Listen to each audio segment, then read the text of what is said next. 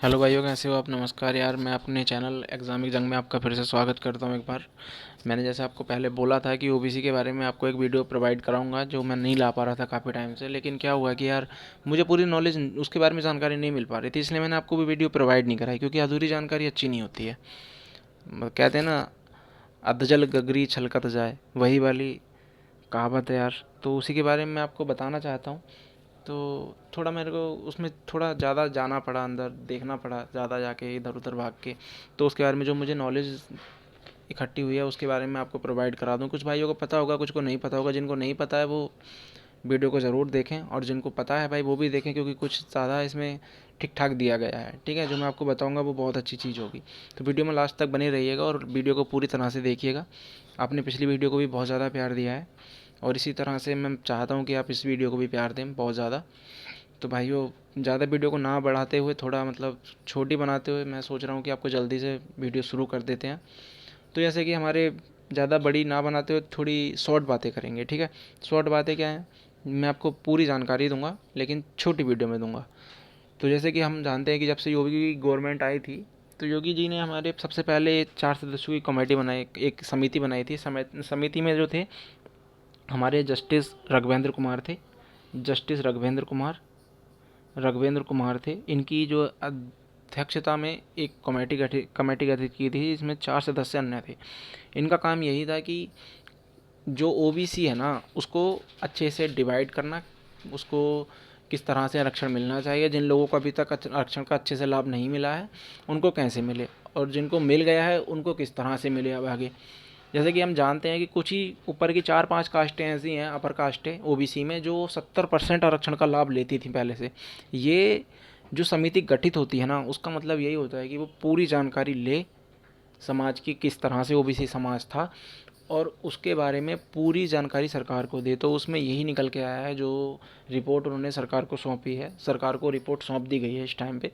तो उसमें निकल के ये आया है कि 4-5 कास्टें, जो ऊपर की कास्टें, अपर कास्टें, वो 70% आरक्षण का लाभ लेती थी। कहने का मतलब ये है कि 100 वैकेंसियों में से 70 वैकेंसी ऊपर की 4 या 5 कास्टें ही भर देती थी।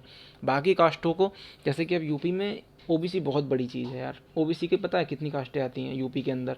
यूपी के अंदर 200 प्लस कास्टें ओबीसी में आती हैं। अब 200 प्लस कास्टों में अगर 10 कास्टें 70 जॉब ले जाएंगी, तो 190 का क्या होगा? 190 का 30 जॉब, तो यार एक एक भी नहीं आती है ना। तो इसी तरह से इसको किस तरह से डिवाइड किया जाए, जो 190 तक उसका जो लास्ट की 190 यानी कि 200 में लास्ट की पड़ती है ना, उसको भी बराबर लाभ मिले, उसको भी अच्छे से मतलब उठने का मौका मिले।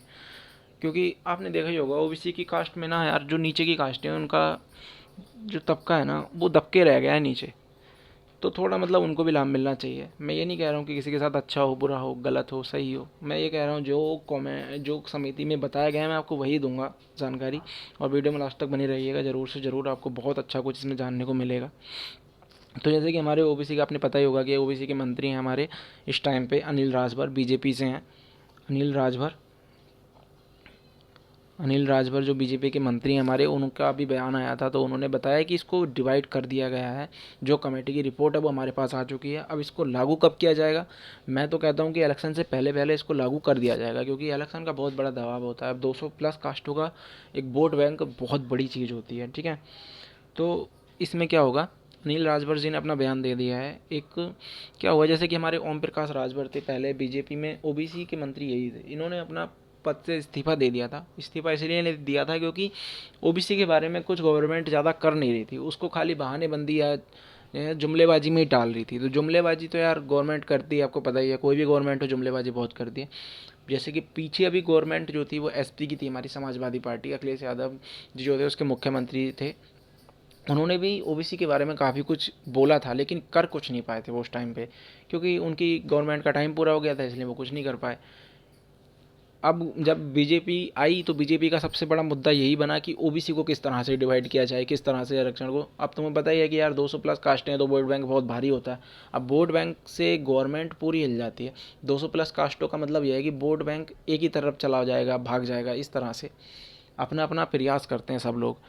तो क्या हुआ कि जब ये समिति की रिपोर्ट आई तो इसने 3 भागों में आरक्षण को बांटा है। आरक्षण को बांटने का पहला, दूसरा और तीसरा 3 भाग रहे हैं। एक में तो रखा गया है पिछड़ा वर्ग, जिसे कहा जाएगा पिछड़ा वर्ग, ठीक है। दूसरी में रखा गया है अति पिछड़ा, अति पिछड़ा वर्ग, और तीसरी में रखा गया अत्यंत पिछड़ा वर्ग, अत्यंत पिछड़ा वर्ग, ठीक है।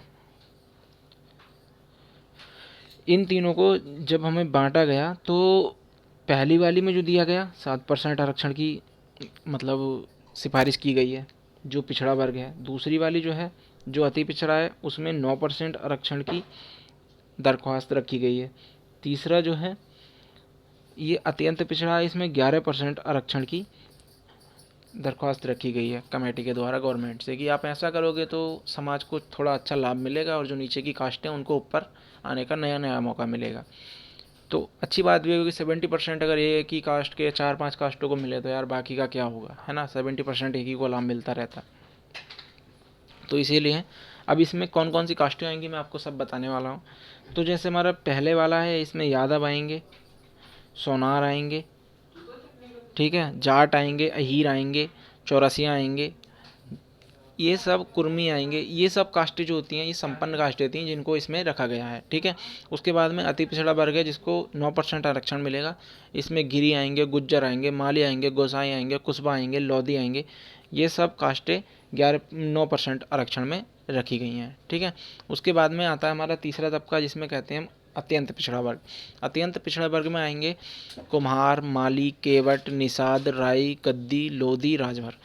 इन तीनों का मतलब ये है कि जो संपन्न कास्टें थी वो पिछड़े वर्ग में रखी गई। ओबीसी की संपन्न कास्टें जो कुछ संपन्न थी लेकिन उतनी संपन्न नहीं थी उन्हें अति पिछड़े में रखा गया। और जो नीचे का तबका था जो उतना संपन्न तो क्या यार मतलब ठीक ठाक भी नहीं था उसको अत्यंत पिछड़े में डाल दिया गया है, जिससे कि इनको अलग अलग लाभ मिलेगा, अलग अलग तरीके से इनकी डिवाइडेशन हो जाएगा और इनको अच्छे से जॉब जो है मतलब गवर्नमेंट का क्या होता है यार अच्छे से उनको लाभ मिले हर चीज़ में, शिक्षा हो, जॉब हो, कुछ भी हो, सब में मिले। तो उसी का जो है बनाया गया है। तो लास्ट में जैसे मल्ला, केवट, निषाद, राई, गद्दी, गोसाई, कुमार ये सब आएंगी, ठीक है, अत्यंत पिछड़े में। जो हमारा पिछड़ा वर्ग है उसमें समथिंग हमारी कास्टें आती हैं 40, ठीक है। जो दूसरा वाला हमारा तबका रहेगा अति पिछड़े का उसमें हमारी कुल कास्टें आती हैं 65 जो रखी गई हैं अति पिछड़े में, ठीक है। जिसमें गिरी, गुज्जर, कुमार, माली, कोसाई, कुशबा, लोधी ये सब कास्टें आती हैं। तीसरा तबका जो है इसमें समथिंग 100 कास्टें, 100 से 110 कास्टें भी हो सकती हैं, 110 से 100 तक ये कास्टें रखी गई हैं, ठीक है। तो 3 तबके बनाए गए हैं। सबसे ज़्यादा बड़ा तबका जो है हमारा तीसरा है जो अत्यंत पिछड़े में आता है। तो सोच सकते हैं हम लोग आप लोग कि कितना बड़ा तबका हो गया। इसको 11% लाभ मिलेगा और ये पहले कास्टें इनको नहीं मिलता था उतना लाभ, मिल ही नहीं पाता था क्योंकि बड़ी कास्टें आरक्षण का लाभ लेके जॉब ज़्यादा ले जाती थी, पढ़ाई के क्षेत्र में ज़्यादा हो जाते थे। तो फिर इसमें हमारे 3 चीज़ें और हैं जिन्हें मैं बताने वाला हूँ आपको। जैसे कि मैंने बताया आपका ओबीसी के मंत्री जो थे अनिल राजभर थे, ओम प्रकाश राजभर ने पहले इस्तीफा दे ही रखा है इसके बारे में और ओम अनिल राजभर का बयान अभी आया था। अपना दल एस है, बीजेपी की सपोर्टेड पार्टी है, ये इस बीजेपी को ही सपोर्ट करती है। तो उसकी जो अध्यक्ष है वो अनुप्रिया पटेल जी हैं। अनुप्रिया पटेल जी ने आरक्षण को जो है ना इस प्रकार से लाने के लिए इसका विरोध किया है कि मतलब ऐसे आरक्षण को नहीं लाना चाहिए। आरक्षण को ऐसे लाओगे तो फिर क्या होगा। जो अनुप्रिया पटेल जी हैं इन्होंने क्या कहा है कि अनुप्रिया पटेल जी ने कहा है कि कास्टों को डिवाइड ना करके इसको आरक्षण को इस तरह से रखा जाए कि जितना जिसका वोट बैंक होगा उसको उतना ही आरक्षण दिया जाए, ये सही रहेगा। मैं गलत इनको भी नहीं कहूँगा क्योंकि ये भी यार मंत्री हैं, इन्होंने भी कुछ सोच समझ के कहा होगा, इनके भी कुछ एडवाइज़र होंगे जिनकी इन्होंने मतलब एडवाइस ली होगी, उसके बाद में इन्होंने कुछ बोला होगा। तो यार जो भी है भाई, जो भी हो, जिसके साथ भी हो, जैसा भी हो, बहुत अच्छा हो यार। मैं तो यही कामना करूँगा जैसे भी भाई जिसको आरक्षण मिले अच्छे से मिले और अच्छे से डिवाइडेशन हो। गवर्नमेंट इसमें अपना वोट बैंक ना देख के ये देखे कि समाज कौन सा समाज किस तरह से पिछड़ रहा है और उसको किस तरह से हमको अच्छे से रखना चाहिए। तो ये मैं आपको सारी कास्टें तो नहीं बता सकता था क्योंकि 100-150 कास्टें, 200 कास्टें लिखने में टाइम बहुत जाता है, इसलिए मैंने आपको छोटी थोड़ी मतलब कम ही कास्टें बताई हैं, लेकिन ये बता दिया गया कि किस तरह से आएंगी। जो हमारा एक बार मैं आपको फिर से बता देता हूँ कि पिछड़े वर्ग में यादव आएंगे, कुर्मी आएंगे, सोनार आएंगे, जाट आएंगे, अहीर आएंगे, चौरसिया आएंगे, ठीक है। अति पिछड़े में गिरी आएंगे, गुज्जर आएंगे, माली आएंगे, गोसाई आएंगे, कुशवा आएंगे, लोधी आएंगे, और भी आएंगे ईटीसी, है ना, इत्यादि और भी कास्टें आएंगी। और तीसरे में जो आएंगे मल्ला आएंगे, केवट आएंगे, कुम्हार आएंगे, निषाद आएंगे, राई आएंगे, गद्दी आएंगे, घोसी आएंगे, राजभर आएंगे। ये कास्टें अत्यंत पिछड़े में आने वाली हैं जिनको 11% लाभ मिलेगा। ठीक है, इससे क्या होगा, गवर्नमेंट को ये लाभ होगा कि भाई उसका वोट बैंक बढ़ेगा। अब इलेक्शन से पहले पहले मुझे लगता है कि ये लागू हो जाएगा, क्योंकि इसकी पूरा कार्रवाई पूरी हो चुकी है, और कार्रवाई पूरी होने का मतलब ये है कि इसको लागू कर दिया जाना चाहिए। अब गवर्नमेंट इससे कितना संतुष्ट होती है वो गवर्नमेंट पे ही छोड़ते हैं, क्योंकि हमको तो इतना पता नहीं होता है किसी को भी। अब जिस दिन ये लागू होता है नहीं होता है, गवर्नमेंट जो भी बताती है, अब समिति है तो उसकी रिपोर्ट गई है, अब या तो ठंडे बस्ते में डाल दी जाएगी या गर्म बस्ते में। गर्म बस्ते का मतलब है कि लागू कर दी जाएगी, ठंडे बस्ते का मतलब है कि उसको ऐसे ही छोड़ दिया जाएगा, इस पर कोई एक्शन नहीं लिया जाएगा। और जितनी जल्दी एक्शन लिया जाएगा उतनी जल्दी इसमें प्रारूप आपको देखने मिल जाएगा किस कास्ट को किस तरह से डिवाइड किया गया है। टोटल हमारा जो आरक्षण था ओबीसी का, वो पहले से 27% था, अभी भी 27% है, लेकिन क्या है कि 27% को डिवाइड कर दिया गया है। बस इतना ही है कि हमारा 7%, 11%, 9% और 11% में। ठीक है, तो ठीक है, फिर अब वीडियो को यहीं समाप्त करते हैं, क्योंकि इतनी जानकारी थी मेरे पास जो मैंने आपको प्रोवाइड कराई है। आपको कुछ इसमें अधूरा लगे तो दोबारा से मुझे आप कमेंट में लिख के भेज दीजिएगा, मैं आपको अच्छे से इसकी और एक वीडियो और बना दूंगा भाई। अगर आपको किसी को लगता है कि इसमें, अगर आपको कास्टें पूरी जाननी है तो आप बताइएगा कमेंट करके, मैं आपको पूरी कास्टें बता सकता हूँ। ठीक है, तो ठीक है, धन्यवाद भाइयों।